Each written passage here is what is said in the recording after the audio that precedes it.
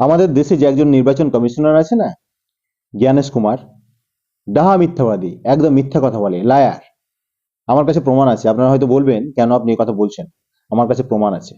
27শে October election কমিশনের office থেকে যে নির্দেশিকা জারি হয় তাতে উল্লেখ করা ছিল পশ্চিমবঙ্গে এসআইআর শুরু হতে যাচ্ছে।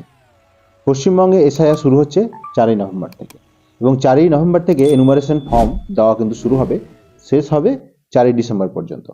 কিন্তু ইলেকশন কমিশনার জ্ঞানেশ কুমার তার জাদু দেখিয়ে দিল, মহা জাদু।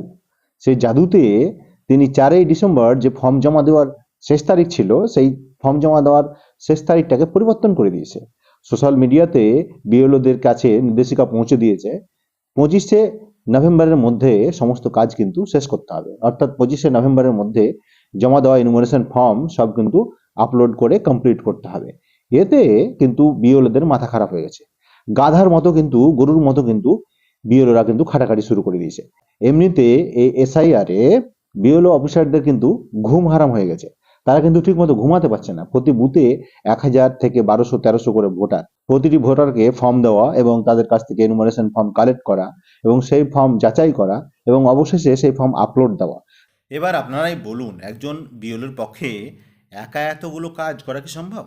যেখানে নির্বাচন কমিশন ঘোষণা করেছিল 1 মাস সময় পাবে এনুমারেশন ফর্ম জমা করার জন্য ভোটাররা বিএলওদের কাছে, কিন্তু সে সময়কে এত তড়িঘড়ি কমিয়ে দিলেন কেন? স্যার, মানে যিনি আমাদের এসআইআরের স্যার, অর্থাৎ নির্বাচন কমিশন, তিনি কী ভেবে সময়টা কমিয়ে দিলেন? এর মধ্যে কোন রহস্য লুকিয়ে আছে বলুন তো? না তিনি চাইছেন বিহারে যেভাবে ভোট চুরি করতে সাহায্য করেছে বিজেপিকে, অর্থাৎ এসআইআরের নাম করে, এসআইআর করার নাম করে যেভাবে ভোট চুরি হয়েছে বিহারে, তার জন্য দায়ী কিন্তু ইলেকশন কমিশন। ঠিক একই রকমভাবে বাংলায় বিধানসভা নির্বাচনের আগে তড়িঘড়ি এসআইআর করে বাংলায় ভোট চুরি করে বিজেপিকে সুবিধা পাইয়ে দেওয়ার চক্রান্ত করছে না তো এই ইলেকশন কমিশন? কি বলবেন আপনি? সামনে নির্বাচন কিন্তু কাছিয়ে আসছে, সামনে বাংলায় বিধানসভা নির্বাচন কাছিয়ে আসছে, আর এই বিধানসভা নির্বাচনে বিজেপির ভরাডুবি কিন্তু হবে 100%। বিজেপির কিন্তু ফল খুবই খারাপ হবে এবার বাংলাতে।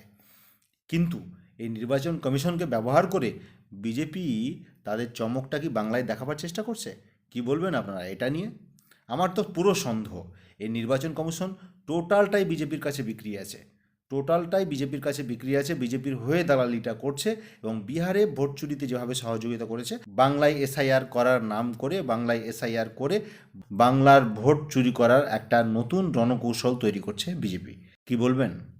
এবার 27 তারিখ যে নির্দেশিকা ঘোষণা করেছিল ইলেকশন কমিশনার অর্থাৎ জ্ঞানেশ কুমার, যে 4ই ডিসেম্বর এনুমারেশন ফর্ম জমা দেওয়ার শেষ তারিখ, কিন্তু সেই তারিখকে আগিয়ে নিয়ে চলে আসা হয়েছে 25শে নভেম্বর। তাহলে কি তিনি মিথ্যা কথা বলেছিলেন এর আগে? তাহলে কি তিনি মিথ্যাবাদী? আপনারাই বলুন। এবার এই 25শে নভেম্বরের মধ্যে ফর্ম আপলোড করতে বলা হয়েছে বিএলওদের, এটা নিয়ে কিন্তু একটা তোলপাড় সৃষ্টি হয়েছে। তাদের কাছে নির্দেশিকাও এসছে, সোশ্যাল মিডিয়াতে একটা তোলপাড় সৃষ্টি হয়েছে।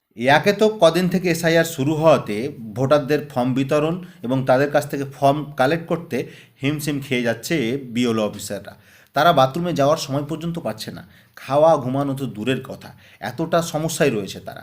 তার উপরে এই তড়িঘড়ি যদি 25 তারিখের মধ্যে কমপ্লিট করতে হয়, তাদেরকে সমস্ত ফর্ম আপলোড দিতে হয়, তাহলে তো তাদের ঘুম হারাম হয়ে যাবে।